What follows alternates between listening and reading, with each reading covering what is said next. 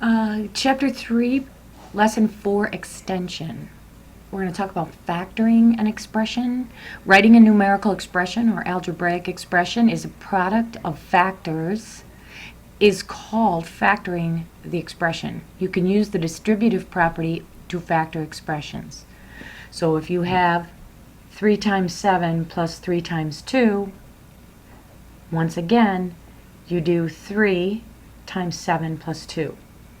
So we're looking at that again. Please make sure you have this definition written down. You don't have to have the numbers and the algebra, but you do have to have the definition, and come back when you're done. Example 1, factoring a numerical expression. Let's look at the study tip. It says when you factor an expression, you can factor out any common factor. Let's take a look what that means. It says factor 20 minus 12 using the greatest common factor.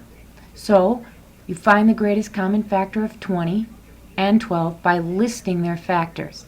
So here's factors of 20. Obviously, you're not going to go over 20.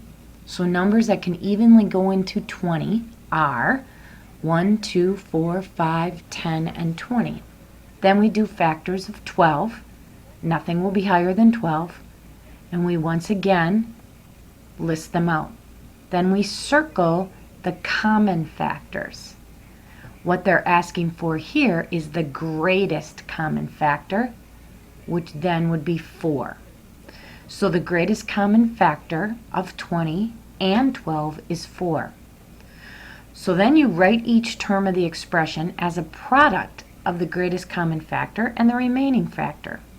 Then use the distributive property to factor the expression. So here we go back to the original problem, 20 minus 12. We know that 4 is the greatest common factor and that it goes evenly into both numbers. So what times 4 is going to give me 20? 4 times 5. What times 4 is going to give me 12? 3. So now we're going to do the distributive property. Write the 4 only one time. 5 minus 3 in parentheses. Okay? That's how we figure out the factoring of an expression. Let's take a look at example 2. Which expression is not equivalent to 16x plus 24? Each choice is a product of two factors in which one is a whole number and the other is the sum of two terms. For an expression to be equivalent to 16x plus 24, its whole number factor must be a common factor of 16 and 24. So before you even figure anything out yet with this problem up here, you have to figure out the factors. If I figure out the factors of both and come up with the greatest common factor, it's 8. Okay? Now, what that means is that when I multiply this, I have to be able to divide 8 into it evenly. So 2 times 8 is 16. That's right. 2 times 12 is 24. So far, so good. But, now let's look down here. The common factors of 16 and 24 are 1, 2, 4, and 8. Because 6 is not a common factor of 16 and 24, choice C cannot be equivalent. So as we did with this one, we would do the same thing over here. 4 times 4 is 16. 4 times 6 is 24. That also works. C, 6 times 3 is 18. That is not a common factor of 8. I can't put 8 into 18 evenly. So the correct answer on what does not work is C. All right, this seems confusing, but we're going to keep moving and we'll get to the part that you need to be working on. Real life. You receive a discount on each book you buy for your electronic reader. The original price of each book is X dollars.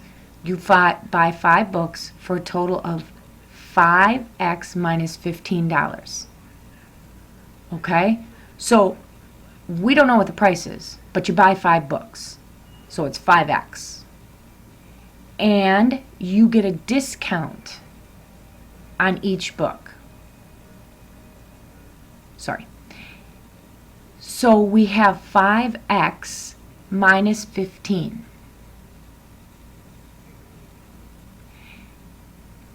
Find the greatest common factor of both 5 and 15. Writing their prime factorization. 5x equals 5 times x. 15 is 5 times 3. There's the common factor, which is 5. So then you can take the greatest common factor of 5x and 15, saying it's 5, and you can split it out as with the distributive property. It's 5 times x minus 3. Okay? The factor 5 represents the number of books purchased, 5. The factor x minus 3 represents the price of each book. This factor is a difference of two terms, showing that the price x of each book is decreased by $3. So you get a discount for each one. And how do I know that? Because the discount is $15, and if I divide that amongst 5 books, it's $3 a piece. So the factored expression shows a $3 discount for every book you buy. The original expression shows a total savings of $15. All right.